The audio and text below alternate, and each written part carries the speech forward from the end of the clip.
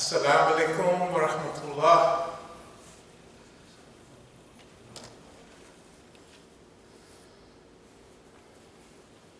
Allahu Akbar, Allahu Akbar.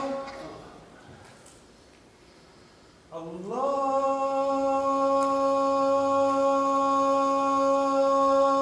Akbar, Allahu Akbar. Ashhadu an la ilaha illallah.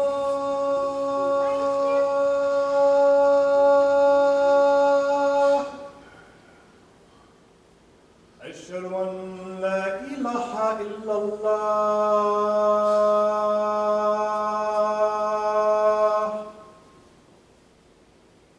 أشهد أن محمدا رسول الله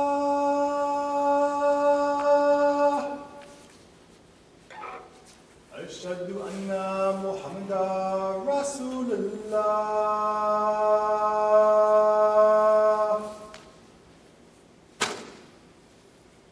حي على الصلاة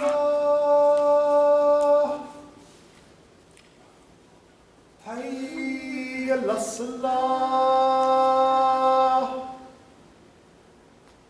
حي على الفلاح حي على الفلاح الله أكبر الله أكبر لا إله إلا الله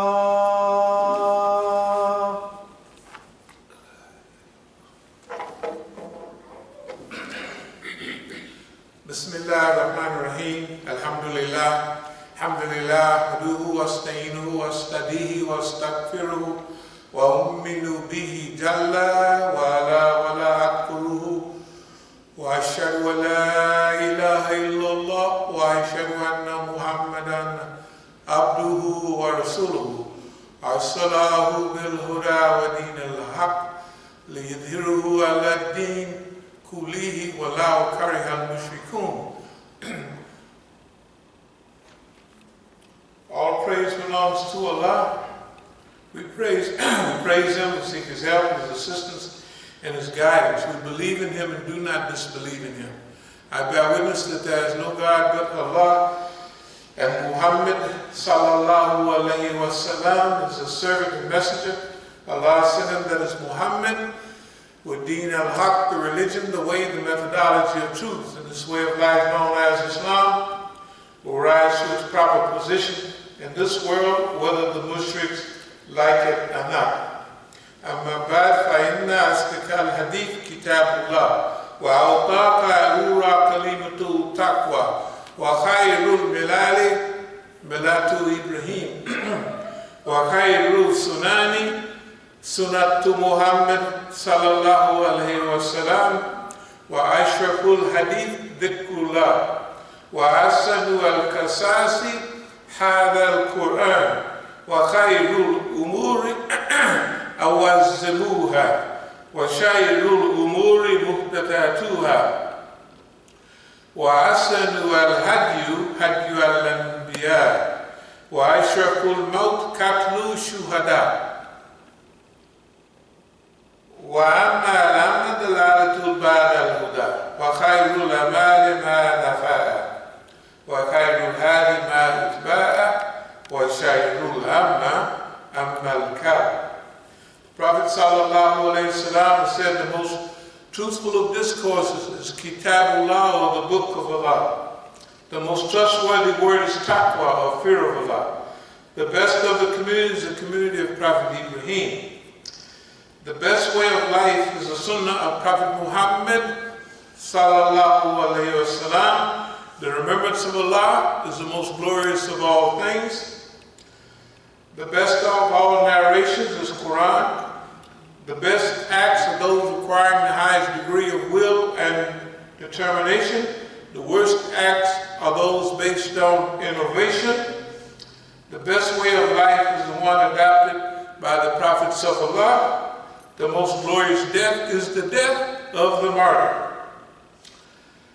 The most wretched blindness consists of going astray after finding the right way. Best acts are the ones that yield benefits. Best guidance is that which people may be able to follow. The worst blindness is the blindness of the heart. Bismillah ar-Rahman ar-Rahim. Inna Allah ya'muru bil-'adli wal-ihsani wa-ita'i dhil-qurba wa yanha 'anil fahsha'i wal-munkari wal-baghi ya'idhukum la'allakum tadhakkarun. Allah commands justice, the doing of good, and liberality to kith and kin, and He forbids all shameful deeds and injustice and rebellion. He instructs you that you may receive admonition. فَمَنْ يُرِيدِ اللَّهُ أَنْ يَهْدِيَهُ يَشْرَحْ صَدْرَهُ لِلْإِسْلَامِ. Those whom Allah in His plan willing to guide, He opens their breast to Islam. يَا أَيُّهَا الَّذِينَ آمَنُوا اتَّقُوا اللَّهَ حَقَّ تُقَاتِهِ وَلَا تَمُوتُنَّ إِلَّا وَأَنْتُمْ مُسْلِمُونَ. O you believe, fear Allah as He should be feared, and die not except in the state of Islam. وَأَتَصِمُوا بِحَبْلِ اللَّهِ جَمِيعًا وَلَا تَفَرَّقُوا. And hold fast all together by the rope which Allah stretches out for you, and be not divided amongst yourselves. كُنْتُمْ خَيْرَ أُمَّةٍ أُخْرِجَتْ لِلنَّاسِ تَأْمُرُونَ بِالْمَعْرُوفِ وَتَنْهَوْنَ عَنِ الْمُنكَرِ وَتُؤْمِنُونَ بِاللَّهِ. You're the best peoples ever raised for mankind, because you enjoin the right, forbid the wrong, and you believe in Allah subhanahu wa ta'ala. أَقُولُ قَوْلِي هَذَا وَأَسْتَغْفِرُ اللَّهَ لِي وَلَكُمْ.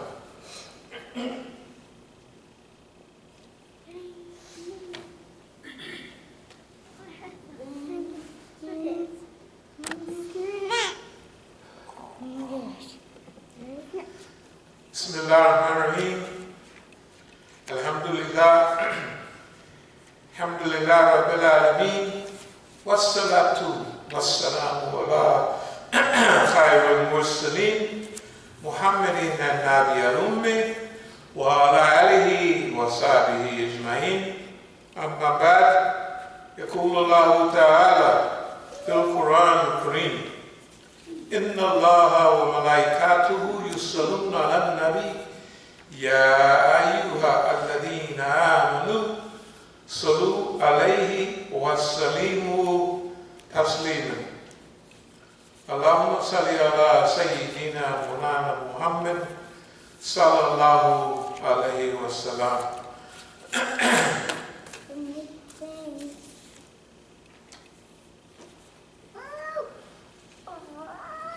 It is on record that when a contingent of the Muslim army under Suraya fighting in Fars is Persia, were exposed to danger, Umar radiallahu anhu, while delivering Friday sermon in the Masjid of the Prophet sallallahu alaihi wasallam, shouted Suraya to the hills. The command was listened to by the Muslims in the battlefield a thousand miles away, and was complied with, resulting in victory for the Muslims. It says also that Umar radiallahu anhu had a highly developed sense of discrimination, discerning the truth from falsehood.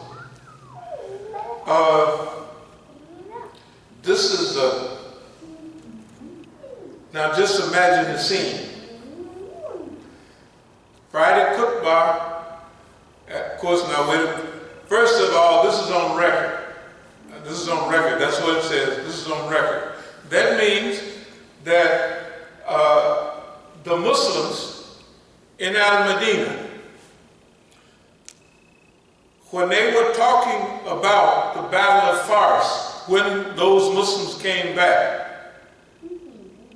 They said, do you know that Umar radiallahu anhu, right in the middle of Khutbah, with nothing going on, he just shouted out, Suraya to the hills. The Muslims at that same time, 1,000 miles away, Fars, Persia, was in a dangerous situation. I imagine it's a low, swampy ground. And Umar says, Suraya to the hills. In other words, retreat or become mobile and move yourself to a higher and more secure location. And this statement says that the believers 1,000 miles away, the commander, Suraya, at that moment gave the order for the troops to move to a higher place.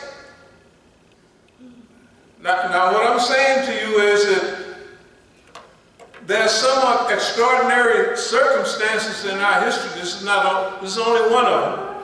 But this is one dealing with one of our favorite commanders.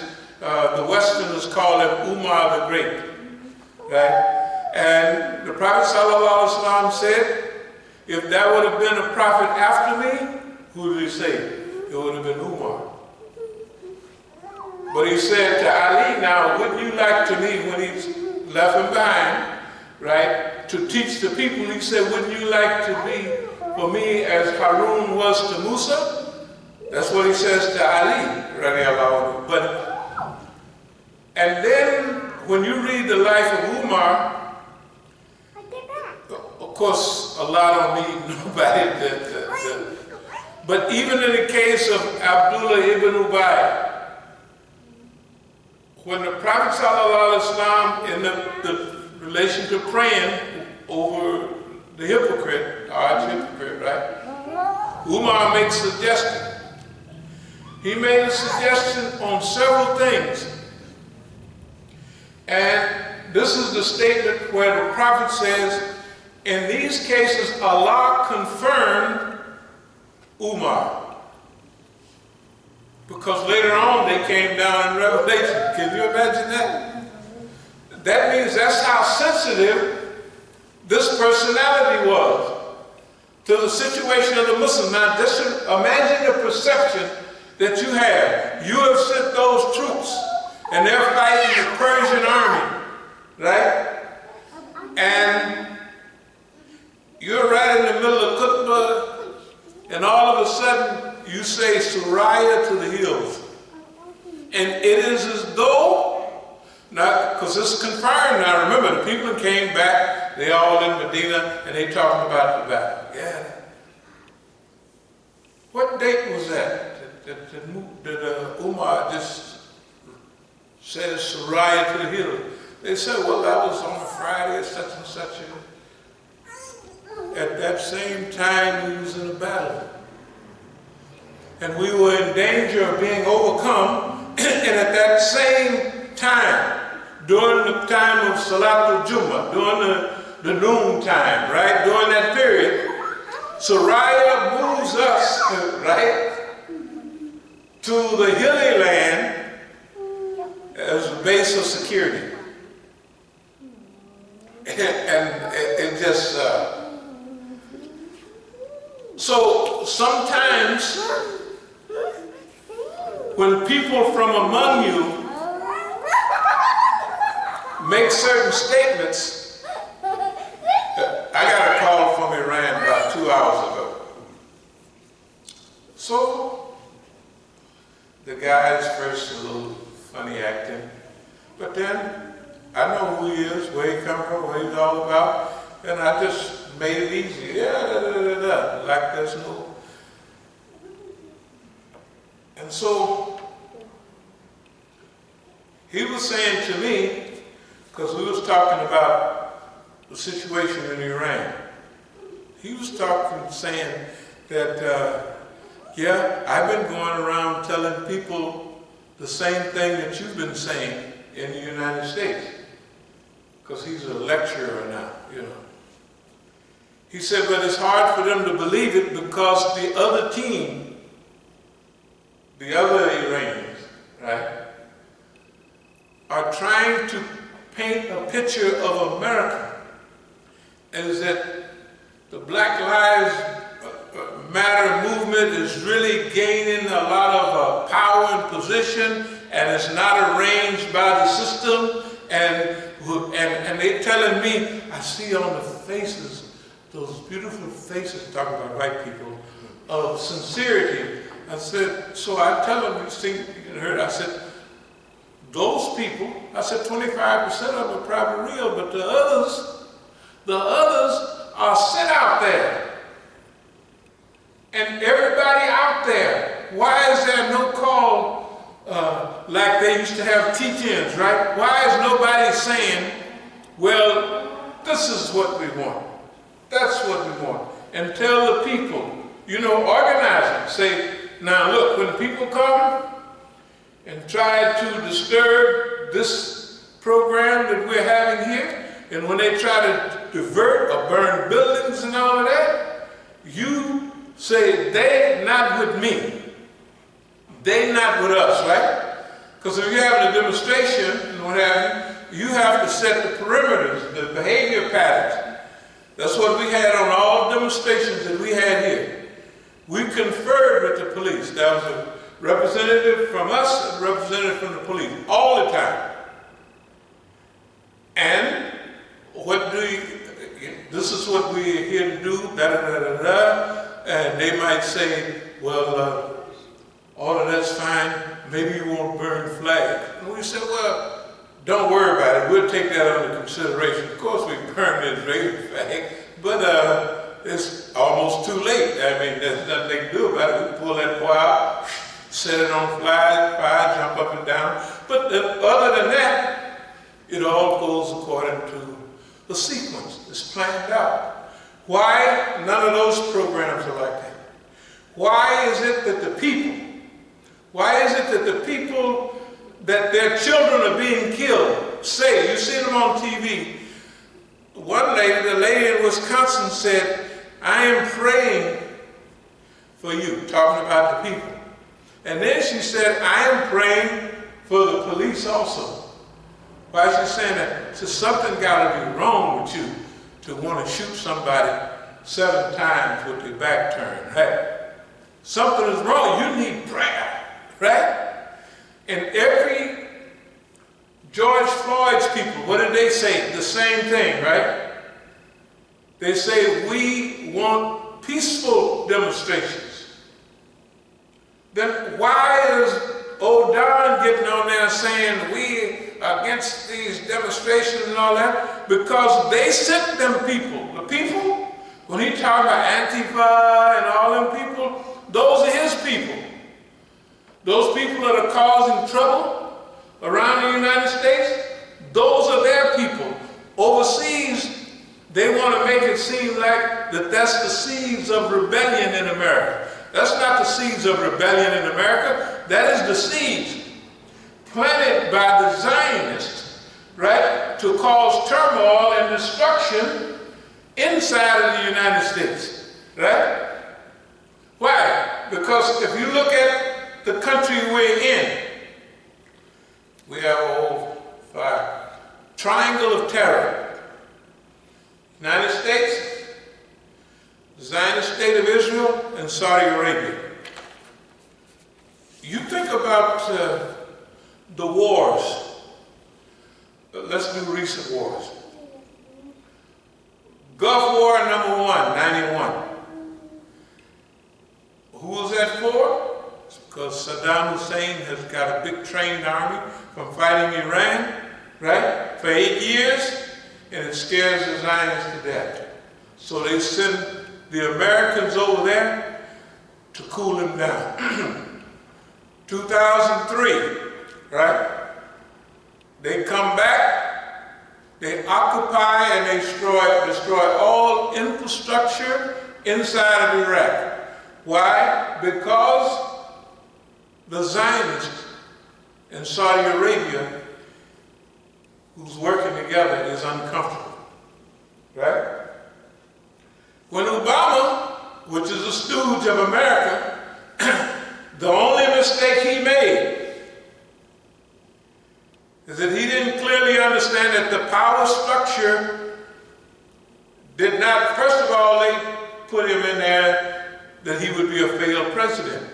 But he got lucky and came back for the second time. In his second administration, he was able to develop the economy. In other words, he saved America. They gave him the thing when it was falling apart, isn't that right? They was falling apart. And for 2 years it kept sliding and sliding and finally it stabilized. So he got it stabilized enough to win the second go-round.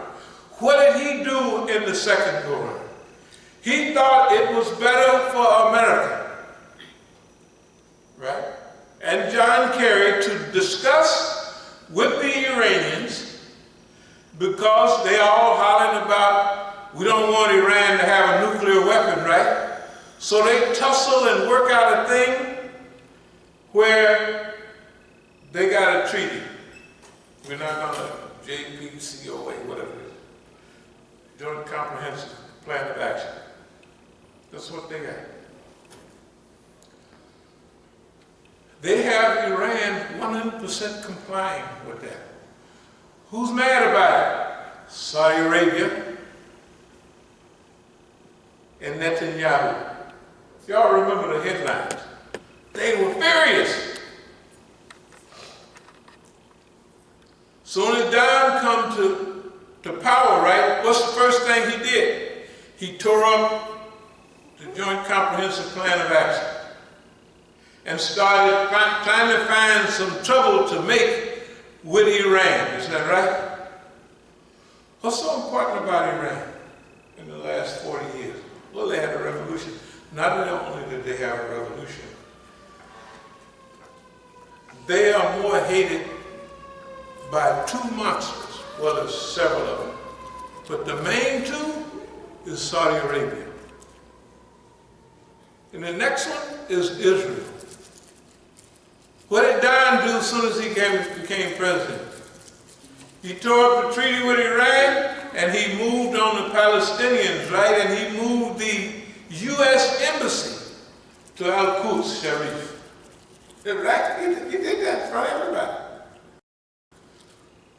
That means he is openly a stooge of the Zionists. Now I want y'all to understand, who is it, because we always talk about somebody hired that man to do a job. Who hired him? Well, who benefits from it? The Israelis and Saudi Arabia working in harmony together. They hired him to do what? Destroy the Republican Party and weaken the Democratic Party.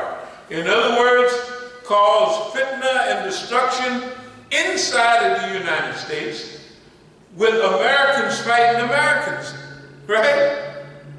Well, what's the benefit of that? What's the benefit of Saudi Arabia starting trouble in Mali and having the right people fighting each other there? They remain weak. What's the benefit of having the people in Syria fight each other? Huh? That way they can't build up nothing and they spend all their time fighting each other. They remain weak. The oldest and simplest form of fitna: divide, conquer, and rule.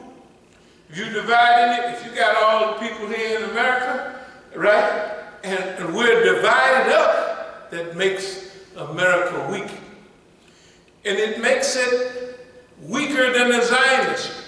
So the Zionists can use America for its own benefit, only, not for its own benefit. What can you talk about in America? You can talk against God in America, right? You can have a group of people talk against Negroes. I don't like Negroes, they do such and such and such. You can call Africa shithole countries, right? The Indian, I don't know. You can talk about anybody you want in America except who? Zionists, Israelis.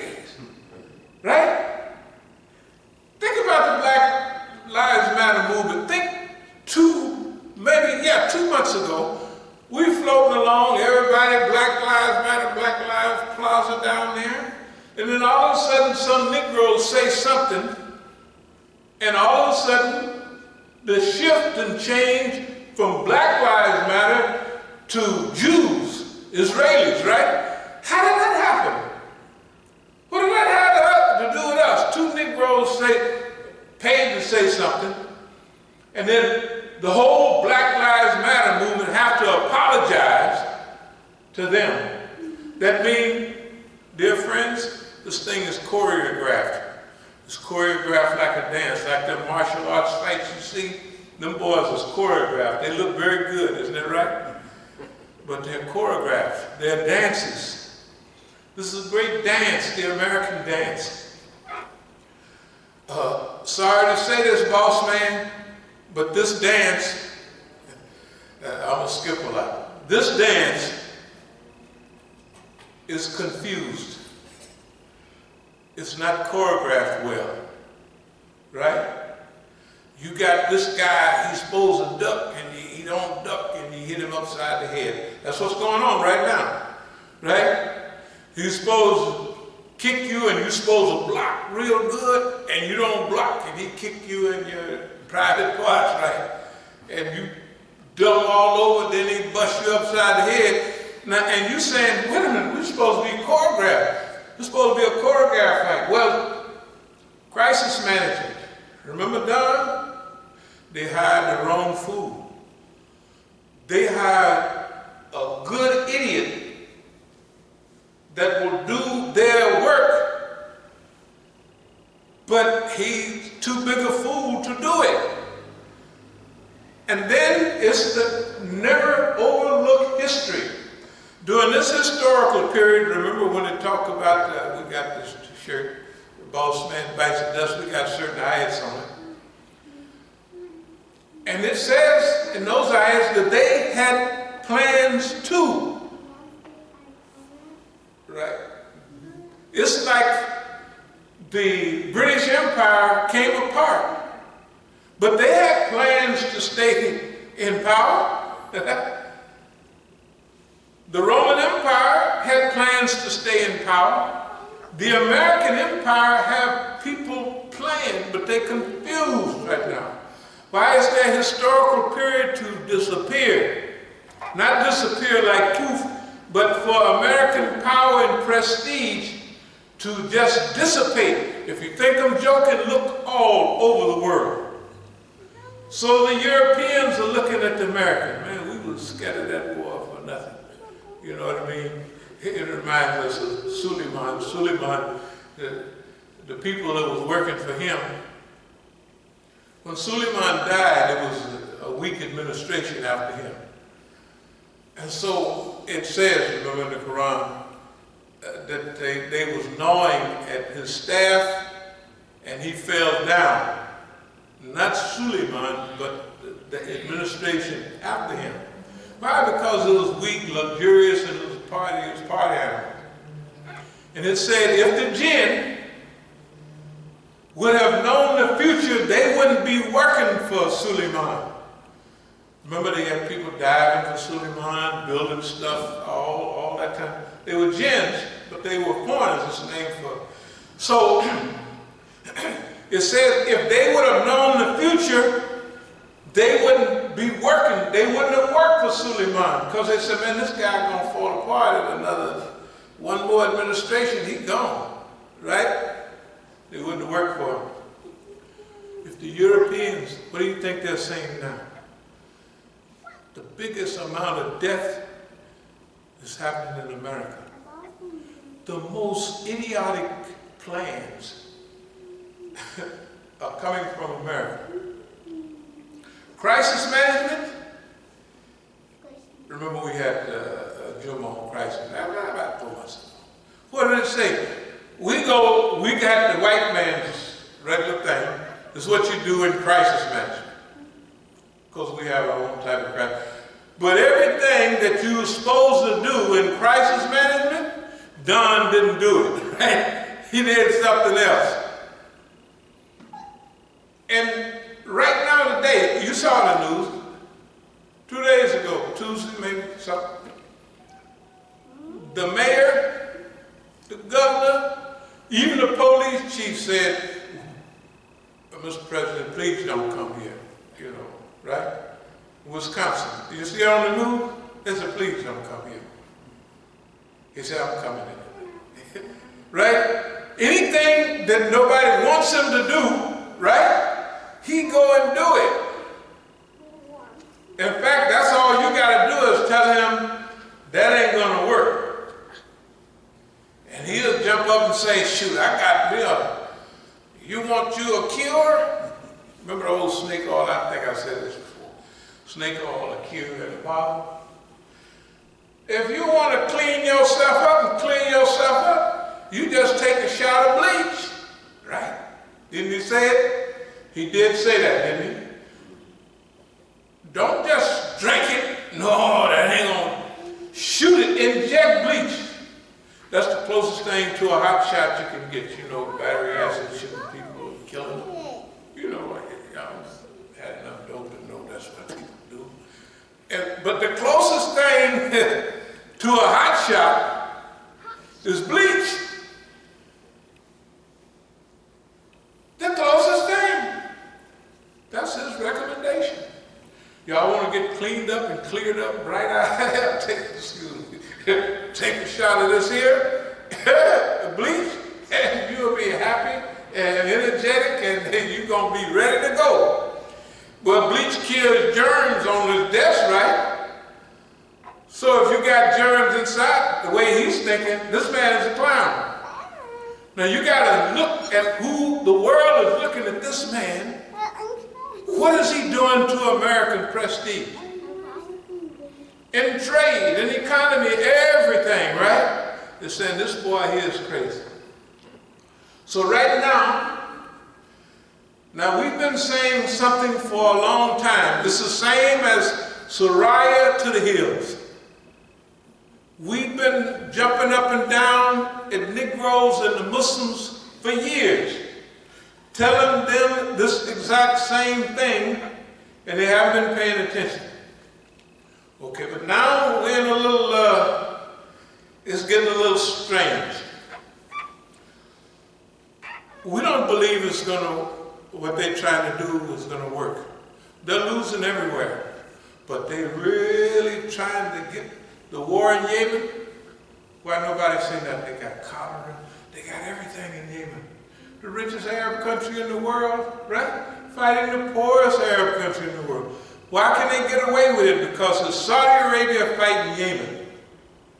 And Yemen has some people who are loyal to Al Bayt.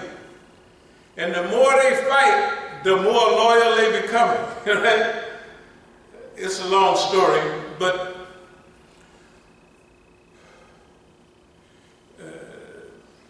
Yemen has some of the madhahib in Yemen. You go back some years ago. They were not Shias, but their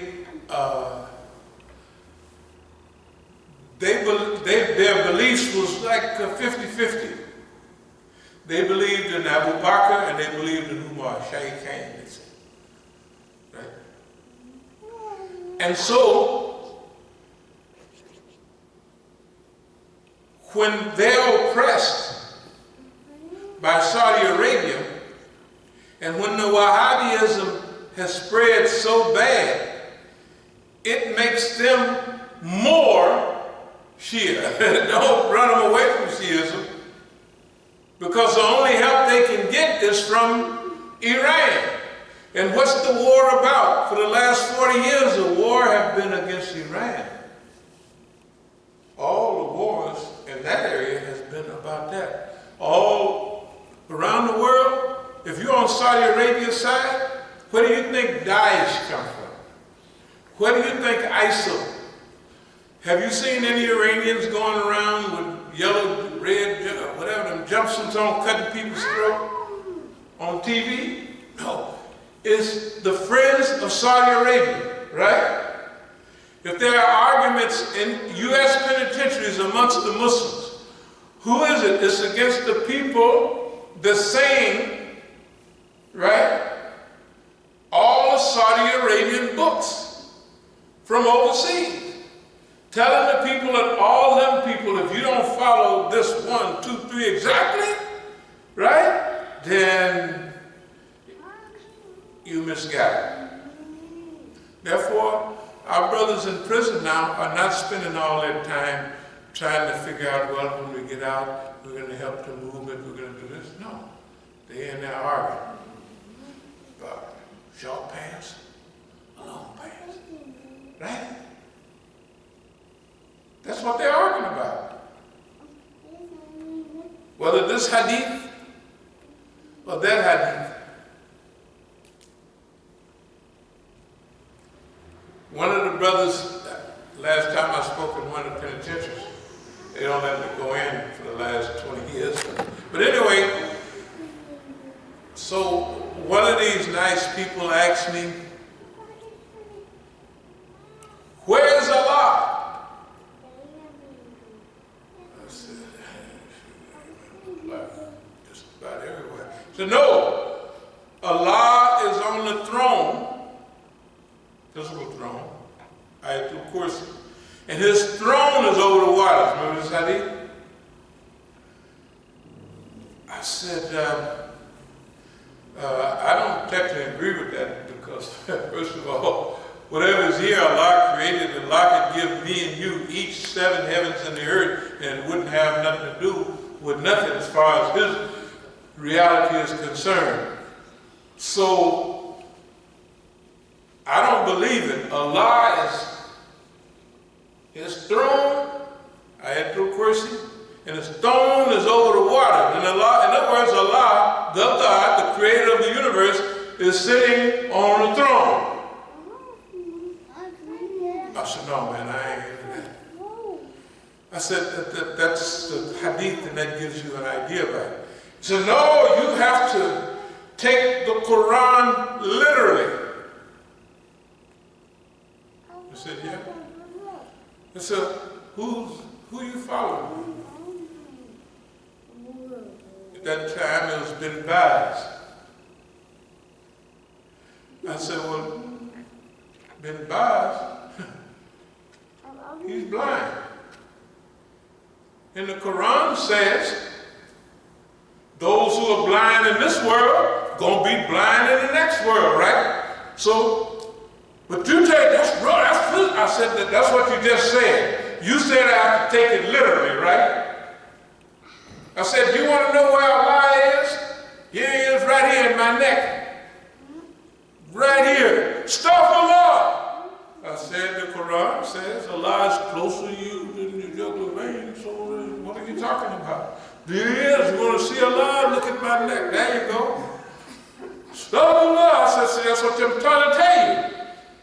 You got to stop trying to pinpoint Allah and lock him up somewhere and put him in a position, in a place. How can the creator of all places be in some place? Or his presence is there? His knowledge is there, right? Allah knows everything you're doing, right? So anyway, they don't understand that. Let me get back to those people, those materialists. Those, some people call them Wahhabis. I'm not going to call them another name because they'd be mad. But anyway, I don't want to talk about the bitter man and all of that. But we've had so many of those brothers who are nice, but they don't have an understanding of Islam.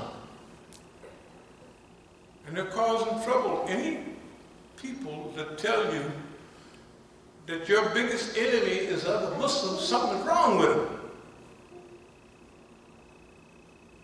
And if you disagree with any little thing that they say, when the hadith says, this is a rahmah, disagreement amongst the Muslims is a rahmah, right?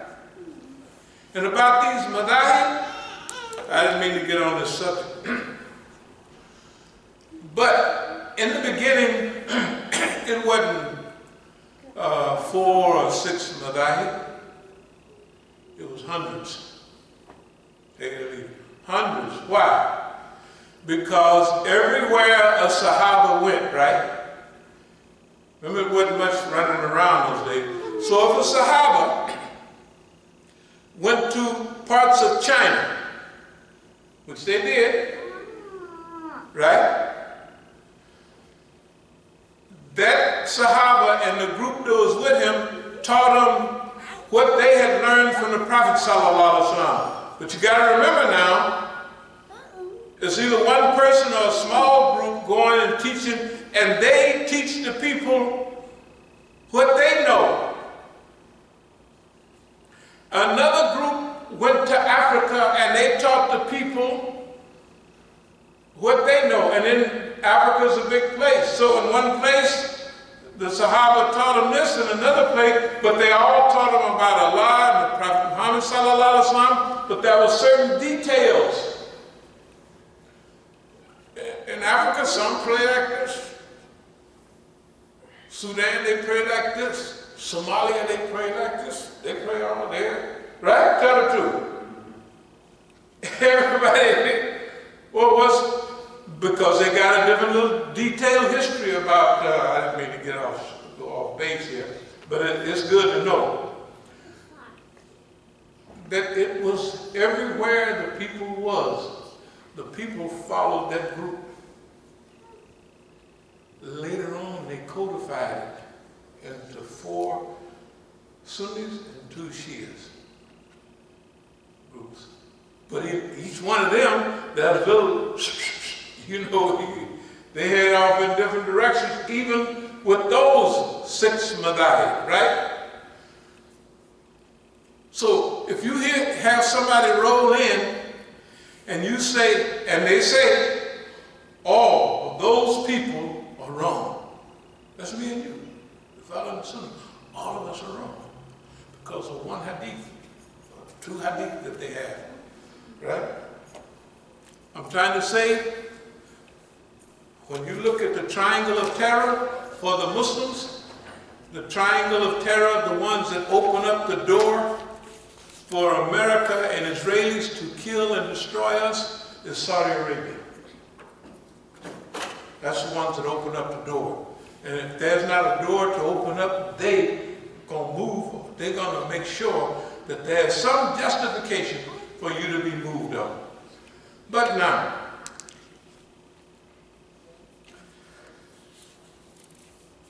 here we are in our time. I'm just gonna read. You shall certainly be tried and tested in your possessions and in your personal selves, and ye shall certainly hear much that will grieve you from those who received the book before you and from those who worship many gods. But if you persevere patiently and guard against evil, then that will be the determining factor in all affairs. Patience, constancy, right? Persevering, enduring, lasting a long time, right? And guard against evil, that will be the determining factor in all affairs. Not how long your pants is, not how short your pants is. Then, you know, I don't want to stray, but the hadith about short pants and all that, that's true. But Abu Bakr Siddiq radiallahu anhu said, "Oh Rasulullah, I wear my pants on." It's like this. He said, "Yeah, but it's not out of arrogance." The Arabs had the same old custom that the Negro had. Remember when you used to have to wear your pants real long with a cuff in them? Of course, your shoes shined and all that. That was a Negro style. Of course, Mexican too. But the white folks wore their pants, you know, floods like. But Negroes wore their pants, no, that's a style. You couldn't be wearing those short pants. That's the hadith. They don't read the whole hadith. They read the hadith on shortness. But Abu Bakr, radiallahu anhu, responded to the Prophet, "O Rasulullah, I wear my stuff long like that. He said, but it's not out of arrogance. So if you're not wearing it out of arrogance or Negro style, you can do it. They don't say that. Anyway, if you persevere patiently, not how long you wear your pants, not how short you wear your pants, and if you do good, if you return good for evil, and you not go around cutting people's, even Muslims' throat on television and making all the world hate Islam, right? And ain't none of us doing that, right? That means somebody is mad. And if they have 15 of 19 hijackers come from Saudi Arabia and they blow up the World Trade Center, right? And the only people that can get on a plane and go back home in those days was people from Saudi Arabia. What's going on? What's going on? And who could dismantle the whole system? NORAD, CONRAD, SAC, all that stuff that the white folks got, right? You can't fly out and come back an hour and hit no building. You can't do it, right? The only way it could be done is somebody with the power and authority can shut the system down. And they tell you we had a test on that day. That's because you're in smoke. Not y'all, but them. No, we got a big deal going on right now because, see, this is not a threat situation. This is an opportunity for us. This is a glorious opportunity. When I say for us, it means let's just separate the people between, let's say, pro-American and anti-American. Now, we're talking about all the people that want to see their family and everything stabilized and want to see Islam working and everybody having a good time, right? That's us. Now there's another group of people who want to see it murky, destabilized, right? And they're going to do something every week on TV to make the world mad at Islam. But we're not doing none of that. Think about it. So who's doing that? The Israelis and the Zionists. I mean the Israelis and Saudi Arabia. All right? All aimed at who? Whether it's Syria and its freedom. Look what they did in Libya, destroyed the whole country. Why? Because Gaddafi was independent. They talk about Africa, they called Gaddafi the king of Africa. It was a joke, but he, in Chad, all those countries, he sent money for telecommunication systems, right? He was kind of screwed up, but he had $34 billion in gold, right? And they destroyed the country and it hasn't worked right since, right? Syria was a bulwark against the Zionists, and they had to fight up to today to be independent, and the U.S. is over there now to cut off their oil, and they're in Syria, they only where the oil is. And they take the oil. You're talking about piracy. You're talking about international piracy, thievery, crookery. Oh, what's happening? Everybody's seeing it now. That's our opportunity. This stuff is being seen by the whole world. Now, what about me and you? This is people, you want to see a new world, you want to see that real, beautiful society, clean water, clean air, clean oceans, human beings functioning like true human beings. Well, we got to work to fix that up, right? Now, we can't fix it up with the boss man doing what he's doing. He's trying to destroy that. He stays in power. And I'm not talking about America now, because we done already looked at America. Now you say that's part of this discussion. Yes, we have. We talked about Bell and the cat. Remember? Bell and the cat. Did all that, it's just a story that all the animals got together and they said, this monster, this big giant cat is eating us up piece by piece. So they said, well, what are we going to do? And they discussed it a long time.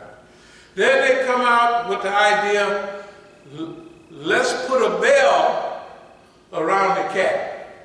So when the cat get close to him, the bell will be ringing, right? And he won't be able to eat none of us up, right? Because he can't stop the bell ringing and still get around, one paw on that. Anyway, they call it Bell and the cat. The question was, what? Who's going to put the bell around the cat's neck? In the United States, we've been working for 40 years. Just like the same when Umar radiallahu anhu said, Suraya to the hills, right? And they followed that command, although it was a long distance away. This has been going on here in America for 40 years. When I was talking to Iran a few minutes ago, there's a tattletale Iranian, because he just called him to see how, there's no problem. To get a feel. But I'm not going to call him a tattletale and stuff like that. He's watching this, so he knows, in fact, he's the one that made the thing, So anyway, it don't make no difference. I go around and I tell everybody, same thing you say, that this is what America's doing and they're arranging all of this. I said, that's good. So I say, you just get me over that and I'll tell them myself. Yeah, I'll tell everybody. But it's already all around what our position is. So what is it all about? This is, let's call it Bell the Cat 2. We've been belling the cat for 40 years. We've been right in front of the white man. The American, and the Zionists, and the Saudis. Can you imagine? That why you think nobody is ever here? How does you think that all of these people around in this area, that this is the only masjid, right, that they ain't even thinking about coming to, right? And if you go out walking around and you say you come here, they're going to tell you don't go over there, isn't that right? It don't make no difference whether they, let's call them Wahhabis for them. It don't make no difference whether they sweetie pie Muslims, right? Everybody know what our position is. We go to their programs, we stand out there with a microphone all the time, tell them this is what's going on, right? So, thing your brother did say, he said, man, you've been 1,000, your batting average is 1,000. I said, let's call it 999, something like that. And it's true. We have never been wrong about America. And what it's going to do. The same as Umar was. He said, hey, Suraya to the hills. Do you know who the father of fiqh was in Islam? Umar radiallahu anhu. That's right. Do you know who the one who set up the system of Islamic management and all of that? Umar radiallahu anhu. The Prophet sallallahu alaihi wasallam passed away. Then Abu Bakr Siddiq radiallahu anhu was only in administration for 2.5 years, and he spent his whole caliphate fighting to keep everybody together. See, they don't tell you in Islamic history, when the Prophet, peace be upon him, passed away, everybody mutinied, except Taif and Medina and a few more places. The rest of the places went back into Arab history. When the big follower, leader died, we go back to doing what we was doing before. Abu Bakr said, you ain't going to do it on me. And he fought. When he passed the administration to Umar, it was solid, disciplined, and ready to go. And under Umar, the biggest conquest in Islamic history took place. Right? Okay, here's what they're saying. Right now, we're going through a great transition. They are saying the enemy of my enemy is my friend. Now, this is going to make you feel a little funny. I'm telling you, we say it every week, there are people inside of the United States government. There are people inside of the U.S. military. There are people in every now and then one pop up, they call them a whistleblower, right? But there are large numbers that believe in this Constitution. They don't like to oppress people because the Constitution says don't oppress people, right? Not all the derivatives like the Patriot Act, but I'm talking about the original Constitution. There's people that believe that. Now, we don't know who they are, but they know who we are.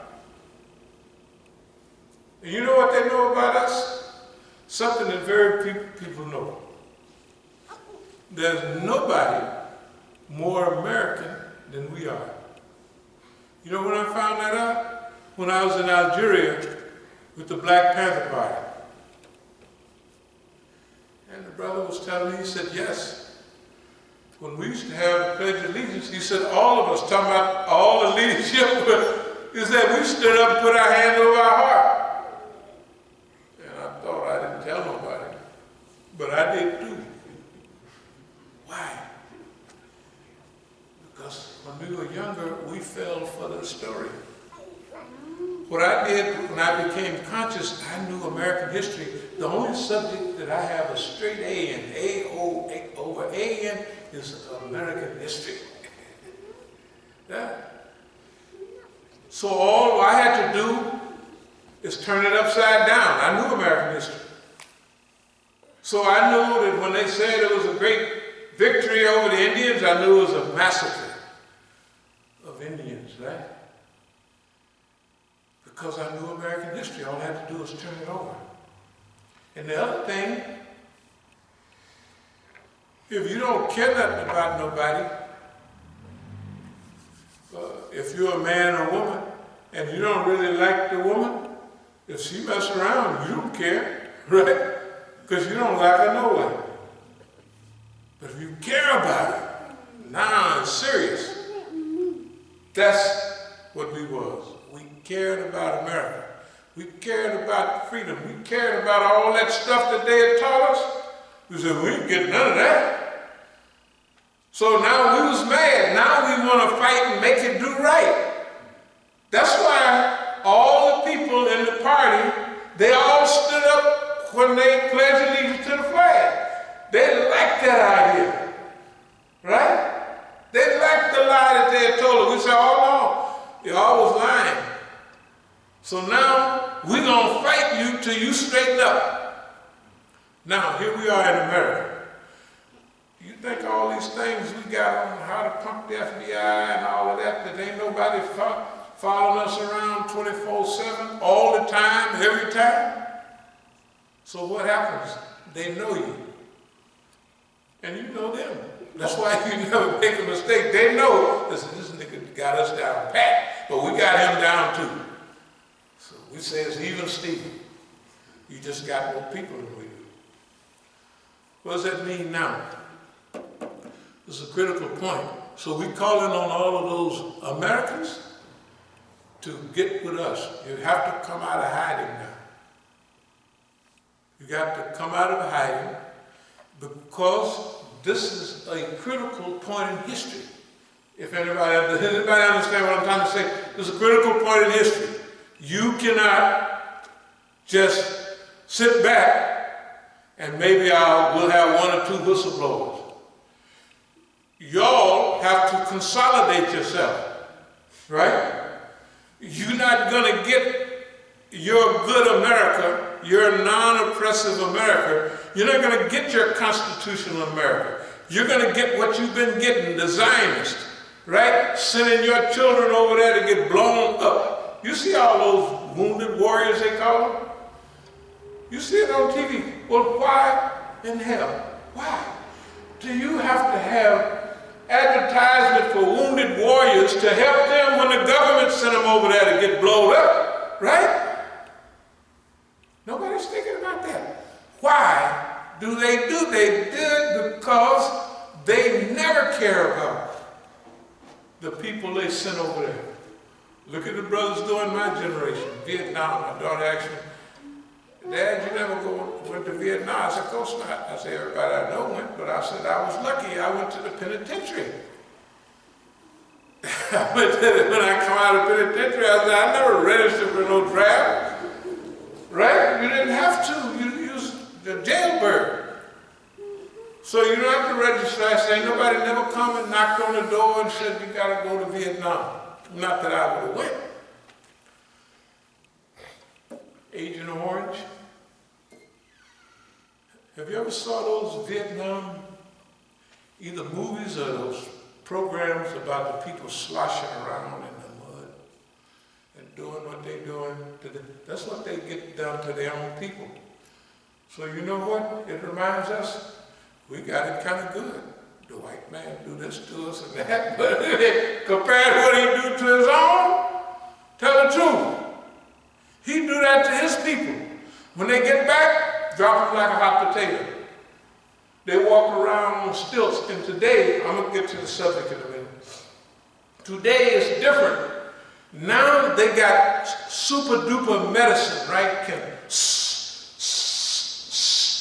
right? Blow you up, seal you up, and you won't die. In the old days when you got hit, when you was dying soon, right? But now they can zap you up, you get half your brain blown off, right? You see people coming with 2 legs gone, 1 arm gone, right? And their face blown in, and they just still getting around. Isn't that right? You couldn't do that before. Medicine was not that advanced. But now, if you're alive when they get you, they can puff you up with this, stop that for a second, seal that off for a second, then pump it up again and get it running, and you come home alive. Only physically, but your mind is blown. Your mind is blown. Look it up. You think, why 22 people kill themselves every day, all of them soldiers? Here in America. Why they do that?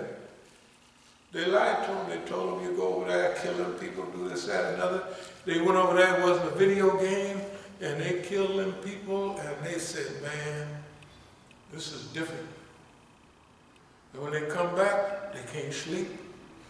So take a few aspirin, take some pills, right? Do that. And they're killing themselves every day. Okay, we want to relieve everybody of all of that. This sounds strange, saying, the Negro saying, let's collaborate with the liberation forces or the true forces in the world.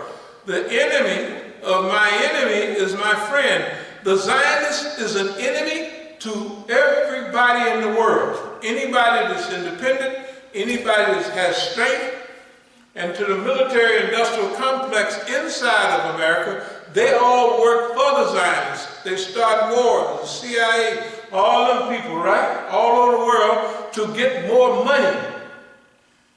If we want to have a good world, we're going to have to fix it ourselves. I'm going to move toward a close.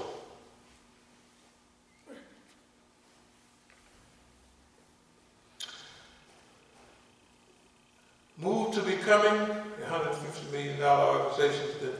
We'll skip a little bit. Exercise transformational leadership. Transform ourselves. Transform others. Train followers to become leaders themselves. Keep in mind that your habits will determine your future. Your habits will determine your future. What you do every day or on a semi-regular basis will determine your future. In the beginning, you make habits, but in the end, habits make you. That's the whole saying we have. Without a plan or strategy, We are subject to wherever the winds of change take us. We surrender our determination and limit ourselves to prevalent trends, currents, and circumstances. Teach on and operationalize the lesson of acres of diamonds. Y'all ever heard the story, Acres of Diamonds? This is a story that's been told. I'll just tell it and then we'll get close to wrapping up. Acres of Diamonds. It's about, in Africa, there was a farmer. He had a nice-sized farm, but he heard all these stories about diamond mines. People finding diamond mines all over Africa and getting super rich. So he sold his farm and he went all over Africa trying to find diamond mines. And later it says that he jumped in the ocean and committed suicide because he couldn't find it. In the meantime, the guy that bought his farm, one day, a friend of his who was a geologist, he visited him. There was a big rock on his, the fireplace, the mountain of the fireplace. So the geologist took that. He looked at the guy, looked again. He said, "Do you know what this is?" He said, "No, the stream down there is full of them. It's just rocks I put up here." He said, "This is the biggest diamond I've ever seen." Because see, it wasn't shiny and all that. You got to polish up diamonds. And so if you're looking, you don't know nothing about diamonds, if you're looking around for some shiny glass looking stuff, you ain't gonna never find no diamonds, right? So diamonds have to be weighed, measured, polished, cut, and all of that stuff. So they call it acres of diamonds because the stream that was on this guy's land had washed all this dirt away and the stream was full of diamonds. It was the beginning of the greatest diamond find in Africa. Because they all on the surface for months, they just going around snatching them up. Right? But later on, they dug down and they the richest diamond find. What does that say about me and you? Everybody wants us to go over here, go over there. And they want us to leave the Negro alone. This is our acres of diamonds right here. I mean, we're going to work with everybody. You see, I got a call from Iran, but we can start right here where we are. This is our acres of diamonds right here. Right? Everybody looking around, freedom and liberation everywhere else, start right here. You see? Okay. All right. I'm going to just go on and close, basically, but I'd like to mention something before I do this one thing.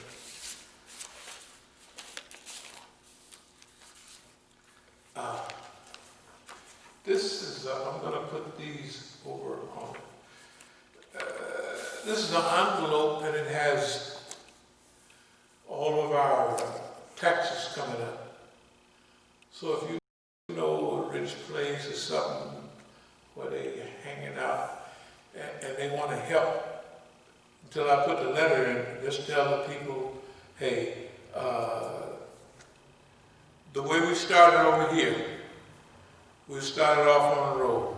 We bought over 8th Street, then we bought the lot next to that over there, then the lot down the street. Then when we came over here, we bought this house, we bought that house. So we have 8 pieces of property that we own. We were right in the middle of building and developing our property.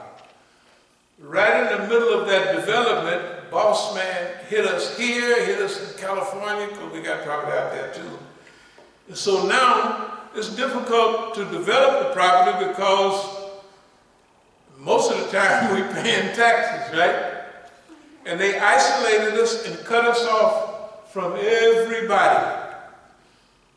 So that way we can't generate funds like we used to. We could generate funds. We had a school here for 10 years. We must have spent $500,000 on our school ourselves. Just our money, right? You know, all the kids coming and having a good time. Okay, so what we want you to do, you have some rich friends. We have a meeting about it in a few days, maybe on Sunday. Because we want to pay these by next week, 15th, which is probably Tuesday after next. Okay, so these are our taxes. There's 8 of them, so you can tell your friends or the big mosque or wherever you go, tell them we want y'all's help. Tell them you can't pay them all, just take one of these, right? Just tell them take one and help pay that, right? Okay, that's something that we're doing. In other words, we're not going to just sit down and boss man jump on us and mess with us. We're not going to sit down and they just do it. No, we've been doing this for 40 years.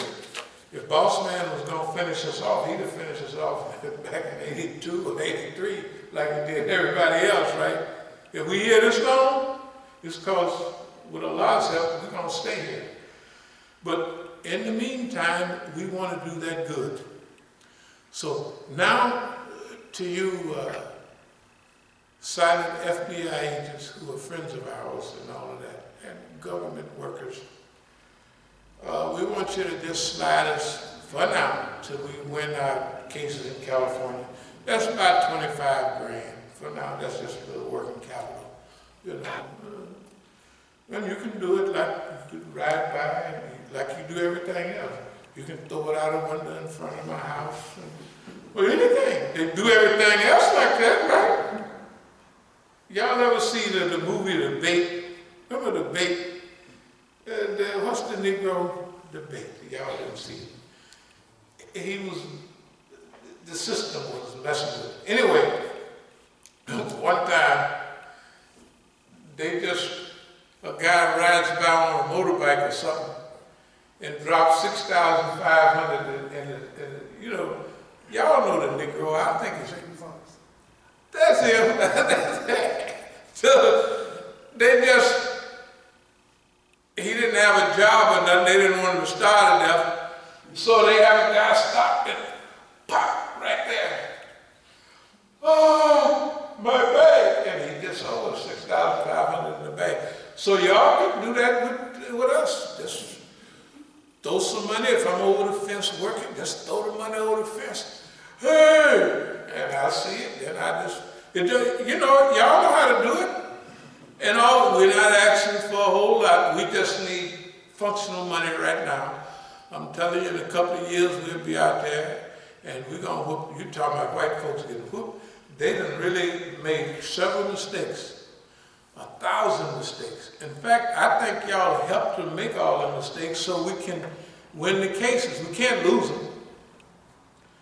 Being arrested in your own building and you got the doggone, what is it they call it? The pink slip, the deed to the property. 8 times in California. So, but functional money. And I also get my cars running. All the cars parked out there. Y'all, you can't be just messing up the cars for nothing. Now just fix them. Just ride by with a tow truck, snatch them, take them and get them fixed. And then when ain't nobody looking, pull it back there and park it again. You do everything else you want, right? Just fix the doggone car. Just pull a little yellow Volkswagen out there. Drove it from the criminal shop over there, and it ain't started since. Tires getting flat and everything. And I spent $450 or $480 just to drive it back there and it stopped. So anyway, it's no problem. But now you remember, and I'm gonna close with this. America is on the line. Now if you are a real American, you will get with the real Americans and save America. From the Zionists. The Zionists say, what are they doing to you? Sending you to fight their wars. Aren't they? They're getting your children killed. We ain't got no white folks killed. We ain't even got no Negroes killed, right? We ain't doing that to nobody. It's them people sending you, taking all your money, getting up billions of dollars every year for you to, hey man, they the ones doing you in, not us. So, enemy of our enemy is our friend. Let's get together. We don't have to say nothing else about it. And we help each other. We help you, you help us. Now, when we get free, we know you're not that smart and you're going to try to double cross us, but that's no problem. That's no problem. Don't worry about that. We know you, you know us, so, but let's get rid of the Zionists and the Saudis right now. Me and you, we all together on that, right? Allahu Akbar.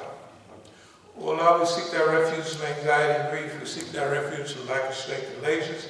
We seek thy refuge from cowardice and ignorance. We seek thy refuge from being overpowered by death and the oppression of men. O Allah, suffice us with what is lawful. Keep from us what is prohibited. With thy grace, make us free from want of what is beside thee. Amen. He cometh to see.